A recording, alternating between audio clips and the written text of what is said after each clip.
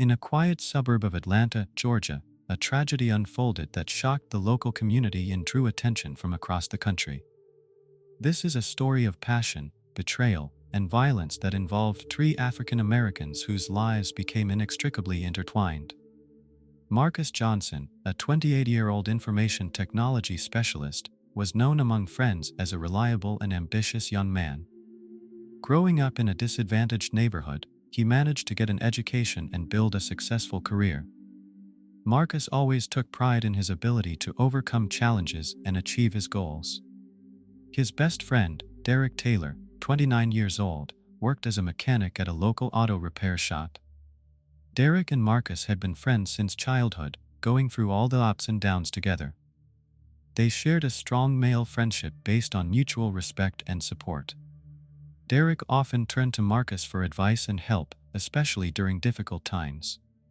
The third key character in this story was Alicia Brown, a 45-year-old single mother and owner of a small beauty salon. Alicia was Derek's mother and a longtime friend of Marcus' family. Known for her kindness and hard work, she was respected in the neighborhood as a woman who managed to raise her son and build her own business despite all the difficulties. These three were connected by years of shared history, friendship, and family ties. However, the events that unfolded over several months forever changed their lives and led to a tragic finale that no one could have foreseen. The story of the forbidden romance between Marcus and Alicia began in January 2023. Marcus, who had recently broken up with his girlfriend, often visited the Taylor's house, seeking support from his best friend Derek. During one of these visits, when Derek was at work, a lengthy conversation developed between Marcus and Alicia. Alicia, feeling lonely after many years of living without a partner, found in Marcus an attentive listener. She shared with him her dreams, fears, and disappointments. Marcus, in turn, talked about his ambitions and difficulties in his personal life. This conversation laid the foundation for their future relationship. Over the next few weeks, Marcus began to visit the Taylors more often, finding excuses for visits even in Derek's absence. Alicia, flattered by the young man's attention, began to look forward to these meetings with anticipation. Their conversations became more personal, and their glances more meaningful. The first physical contact occurred at the end of February. Marcus was helping Alicia with repairs in a beauty salon. Working late, they found themselves alone. A moment of weakness led to a kiss, which they both later explained away as fatigue and emotional stress.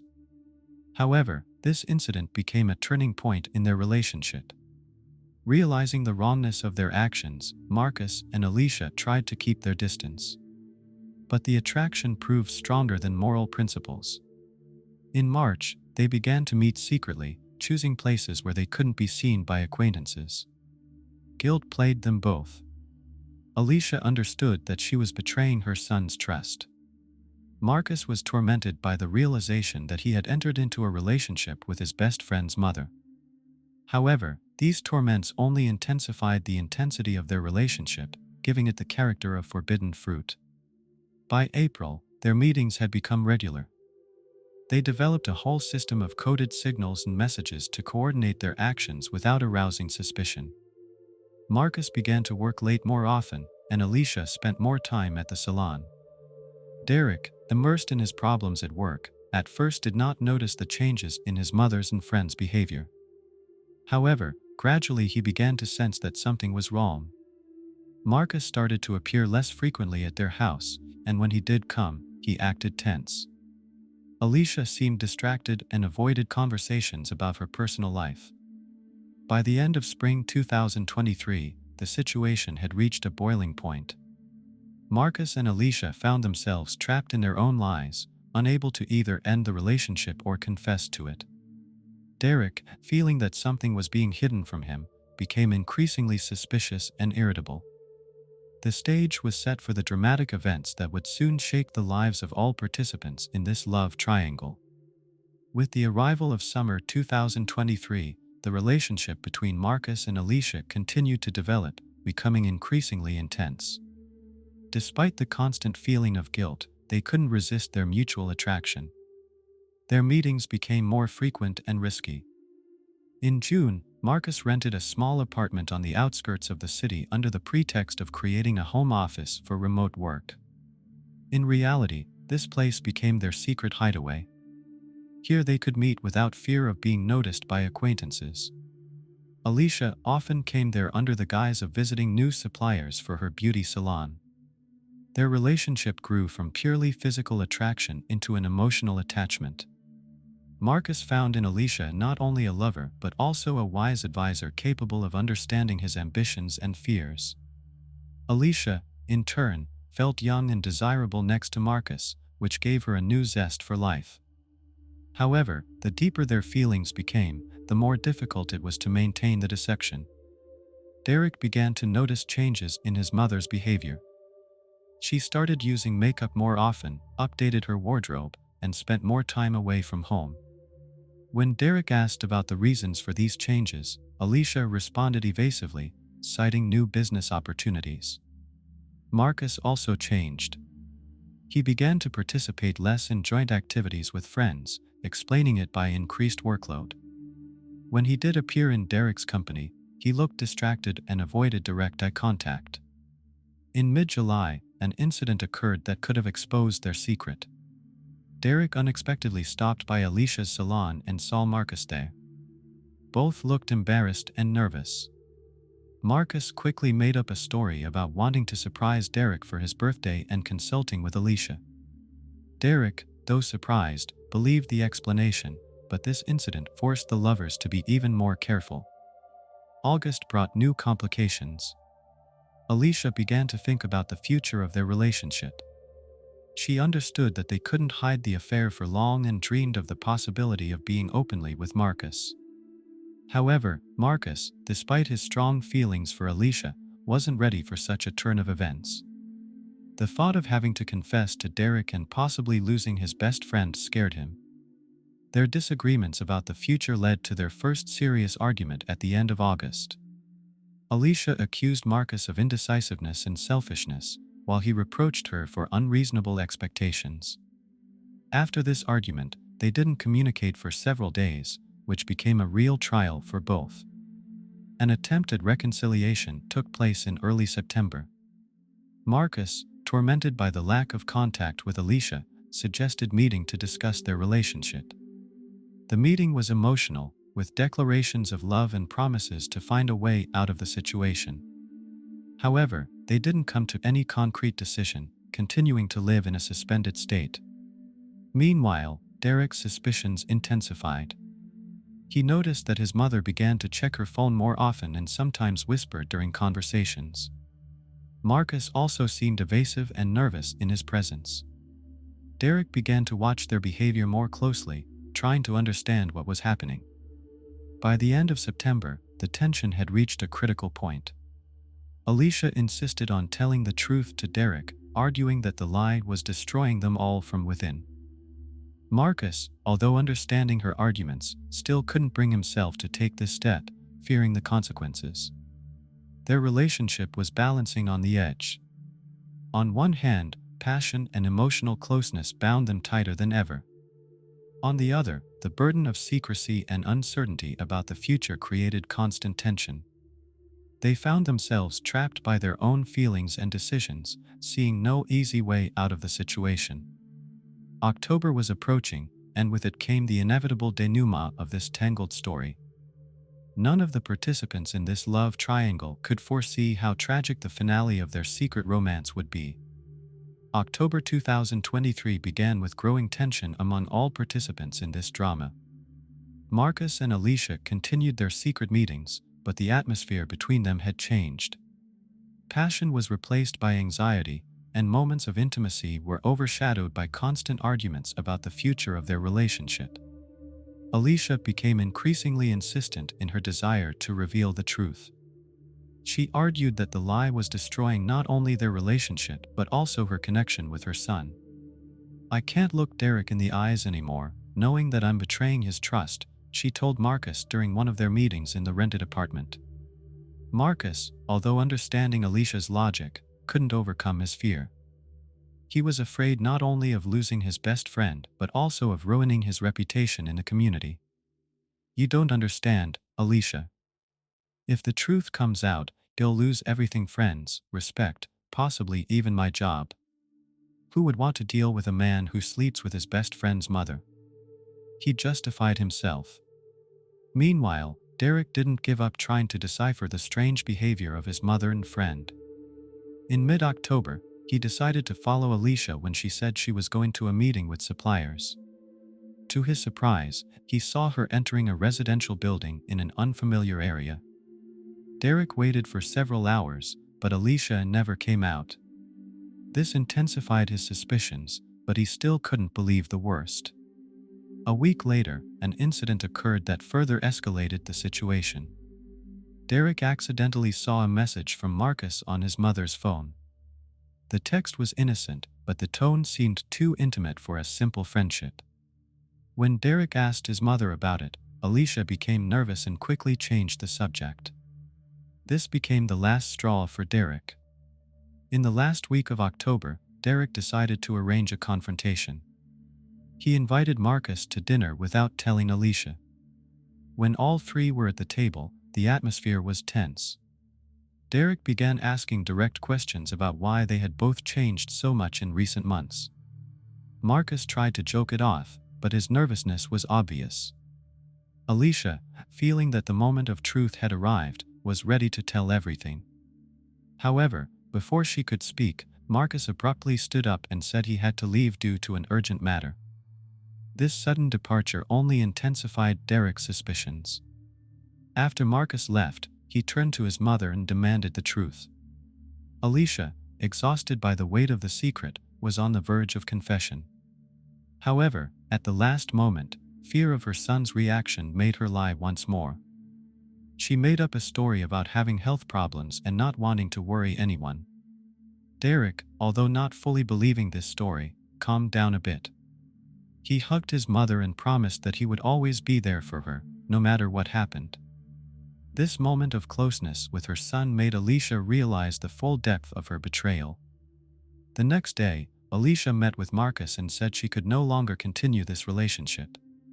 "We have to stop this before it's too late," she said with tears in her eyes. Marcus, though devastated, agreed that it was the only right way out. They agreed to meet one last time in 2 days to discuss how to behave going forward and minimize Derek's suspicions. This meeting was supposed to be the final point in their romance. However, fate had other plans. On the night before the planned meeting, Derek, still tormented by doubts, decided to check his mother's phone while she was asleep. What he saw in the correspondence between Alicia and Marcus confirmed his worst fears. Overwhelmed with rage and a sense of betrayal, he decided to act. The morning of October 31st, 2023, became the beginning of a tragedy that would forever change the lives of all participants in this story. The events of this day unfolded rapidly and irreversibly, leading to a finale that no one could have foreseen. October 31st, 2023 began as an ordinary autumn day in the suburbs of Atlanta. Nothing foretold the tragedy that would soon unfold. 7 o'clock in the morning, Alicia woke up and discovered that Derek had already left for work. This was unusual, as he typically had breakfast at home. She sent him a message, but received no response. 9:30 in the morning, Marcus arrived at work. Colleagues noticed that he looked tense and distracted. He checked his phone several times, expecting a message from Alicia about their planned meeting. 11:45 in the morning, Alicia closed her beauty salon for lunch break and headed to the rented apartment where she and Marcus had agreed to meet for the last time. 12 o'clock noon, Marcus left the office, telling colleagues he had an important meeting with a client. He got into his car and drove to the meeting place with Alicia. 12:30 in the afternoon, Alicia arrived at the apartment first. She was nervous, understanding that this was their last meeting. A few minutes later, Marcus arrived. They began talking, discussing how to end their relationship and keep the secret.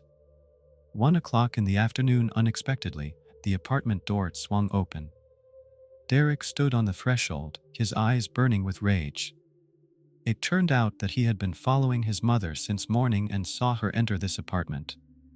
Then he waited for Marcus to arrive to catch them together. 1:05 in the afternoon, a fierce verbal altercation began. Derek shouted, accusing his mother and friend of betrayal. Alicia tried to calm her son down, while Marcus stood in shock, not knowing what to say. 1:10 in the afternoon, the situation began to spiral out of control. Derek, unable to contain his anger, lunged at Marcus with his fists. A fight broke out. Alicia tried to separate the men, but unsuccessfully. 1:15 in the afternoon, in the heat of the struggle, Derek grabbed a kitchen knife lying on the table. Not fully realizing his actions, he stabbed Marcus several times. Alicia screamed in horror, trying to stop her son. 1:20 in the afternoon, Marcus, bleeding profusely, fell to the floor. Derek, realizing what he had done, dropped the knife in shock. Alicia rushed to Marcus, trying to stop the bleeding. 1:25 in the afternoon, Alicia, coming to her senses, called for an ambulance and the police. Derek, still in a state of shock, sat in the corner of the room, not uttering a word. 1:40 in the afternoon, the police and ambulance arrived. Paramedics immediately attended to Marcus, but his injuries were too severe. He was pronounced dead at the scene. 2:00 in the afternoon, Derek was arrested at the crime scene. Alicia was also taken to the police station to give testimony. Marcus' body was sent to the morgue for an autopsy. 3:30 in the afternoon, news of what happened began to spread to the neighborhood. Friends and neighbors were shocked to learn about the tragedy that occurred in a family everyone considered exemplary. 6:00 in the evening, the police finished examining the crime scene. The apartment was sealed as a crime scene.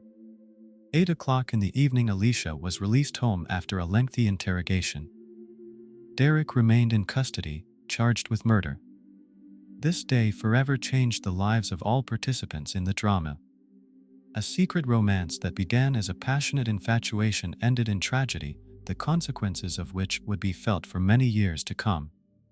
In the weeks following the tragic incident, the Atlanta police conducted a thorough investigation into the murder of Marcus Johnson. Detectives methodically gathered evidence, interviewed witnesses, and analyzed the motives of all participants in this drama. The autopsy of Marcus' body was one of the first steps in the investigation. The medical examiner determined that the cause of death was multiple stab wounds to the chest and abdomen. Signs of struggle were also found on the victim's hands and face, confirming the version of a conflict. Investigators seized the computers and phones of Marcus, Alicia, and Derek. Analysis of the electronic devices revealed numerous messages between Marcus and Alicia, confirming their romantic relationship. This data became key evidence of the crime's motive. During the investigation, Marcus' colleagues were interrogated. Several employees confirmed that in recent months, he seemed distracted and often left work for personal matters. These testimonies helped to reconstruct the victim's lifestyle in the last months before the tragedy.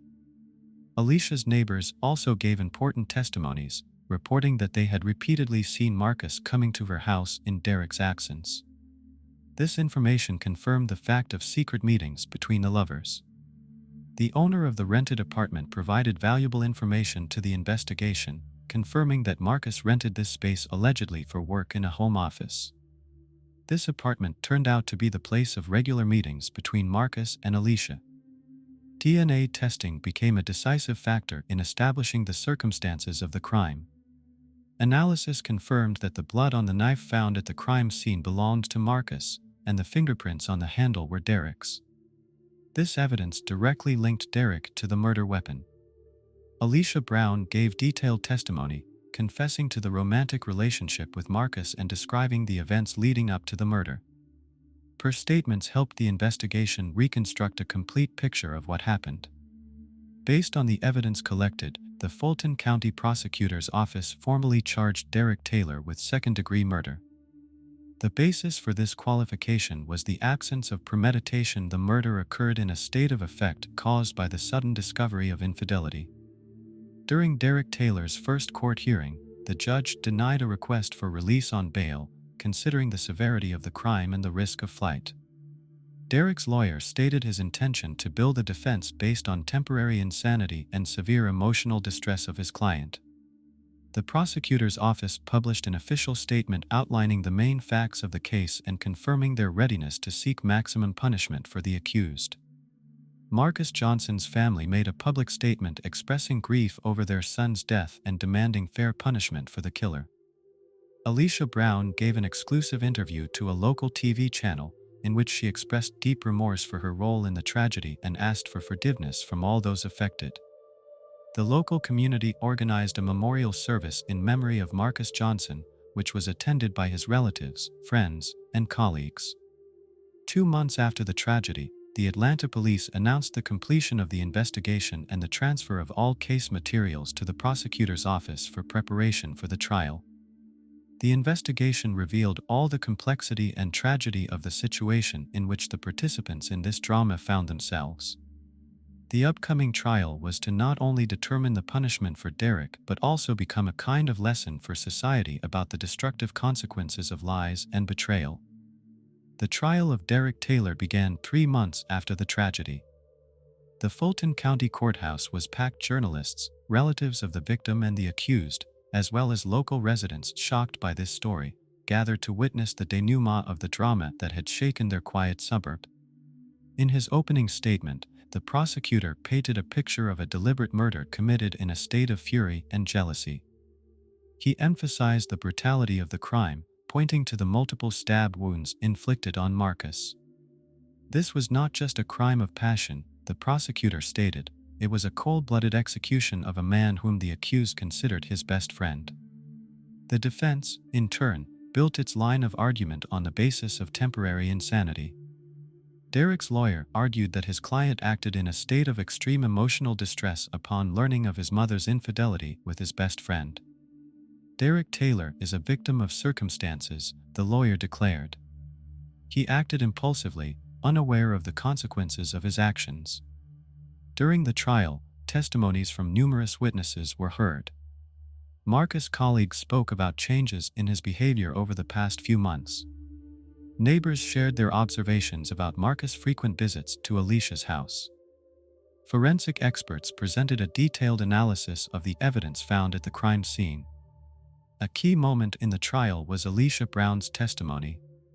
She spoke in detail about the development of her relationship with Marcus, their attempts to end the affair, and a fateful day of the murder. Her emotional testimony made a strong impression on the jury and the public. Derek himself also testified. He admitted his guilt but insisted that he did not plan the murder. "I didn't want this," he said through tears. "When I saw them together, something inside me broke. I couldn't control my actions." After a week of hearings and 2 days of deliberations, the jury reached a verdict. Derek Taylor was found guilty of second-degree murder. The judge, taking into account all the circumstances of the case, sentenced him to 20 years in prison with the possibility of parole after 15 years. The announcement of the sentence caused a mixed reaction in the courtroom. Marcus' family expressed satisfaction that justice had been served, though noting that no sentence would bring back their son. Alicia, shocked and devastated, silently left the courtroom. This trial became more than just a murder case. It turned into a kind of study of human relationships, passions, and their destructive consequences.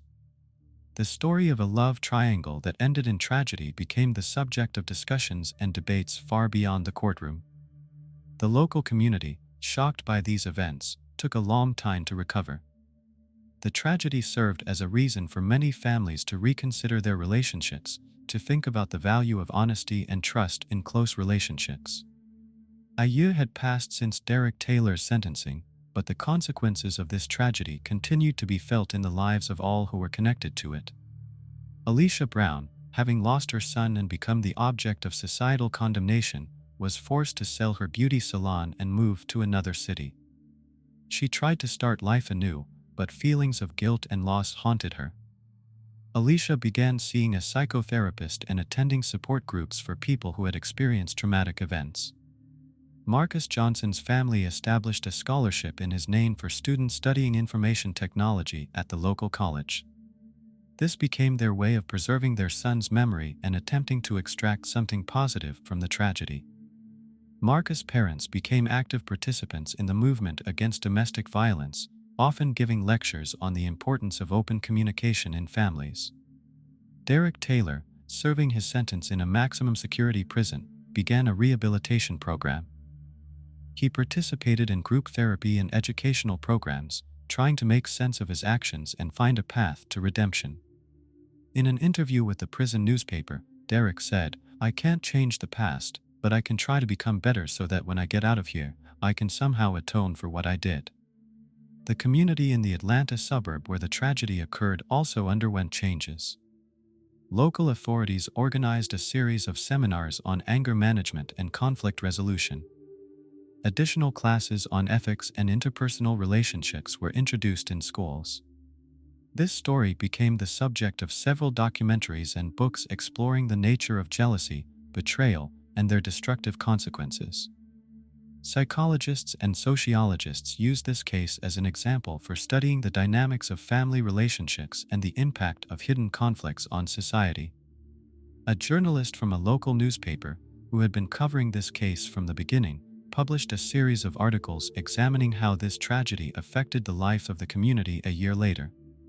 He noted that despite the shock and pain, people had become more open in discussing their problems and more attentive to warning signs in relationships. On the anniversary of the tragedy, a memorial service was held at the local church, attended not only by relatives and friends of the deceased but also by many residents of the area. In his sermon, the priest spoke about forgiveness, healing, and the importance of supporting each other in difficult times. This story became a bitter lesson for many. It showed how dangerous hidden passions and unspoken grievances can be, how easily ordinary life can be destroyed in an instant due to rash actions. But it also demonstrated people's capacity for compassion, forgiveness, and growth even in the most difficult circumstances. Ultimately, this tragedy became a reminder of the fragility of human relationships and how important it is to cherish loved ones, be honest with each other, and resolve conflicts peacefully. It left a deep mark on the lives of all participants and touched the hearts of many people, becoming a cautionary tale and a reason for reflection on the nature of love, loyalty, and forgiveness.